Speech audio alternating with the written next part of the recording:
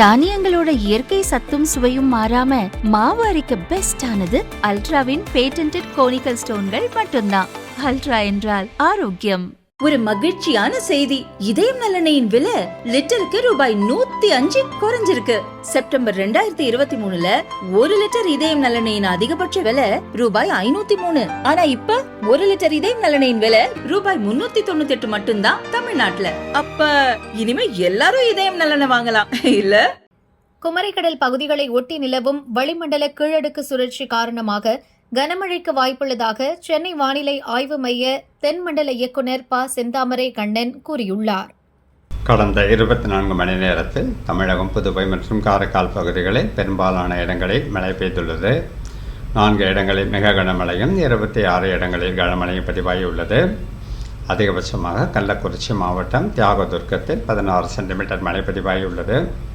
அதிகபட்ச வெப்பநிலை பெரும்பாலான இடங்களில் இயல்பை விட குறைவாகவும், ஒரு சில இடங்களில் இயல்பை விட 3 முதல் 6 டிகிரி செல்சியஸ் வரை குறைவாக பதிவாகியுள்ளது.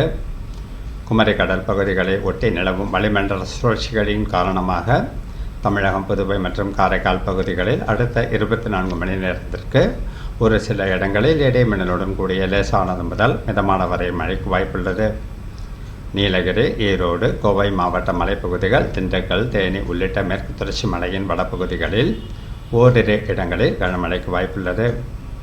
அடுத்து வரும் 4 நாட்களுக்கான வானிலையை பொறுத்தவரை தமிழகம், புதுவை மற்றும் காரைக்கால் பகுதிகளில் பொதுவாக வறண்ட வானிலையும் ஓரிரு இடங்களில் லேசான மழைக்கும் வாய்ப்புள்ளது. அதிகபட்ச வெப்பநிலை அடுத்து வரும் 4 நாட்களில் படிப்படியாக 2 முதல் 3 டிகிரி செல்சியஸ் வரை அதிகரிக்க வாய்ப்புள்ளது. சென்னை மற்றும் புறநகர் பகுதிகளில் அடுத்த 24 மணி நேரத்திற்கு வானம் ஓரளவு மேகமூட்டத்துடன் காணப்படும். நகரின் ஒரு சில பகுதிகளில் இடைமின்னலுடன் கூடிய லேசானது முதல் மிதமான வரை மழைக்கு வாய்ப்புள்ளது.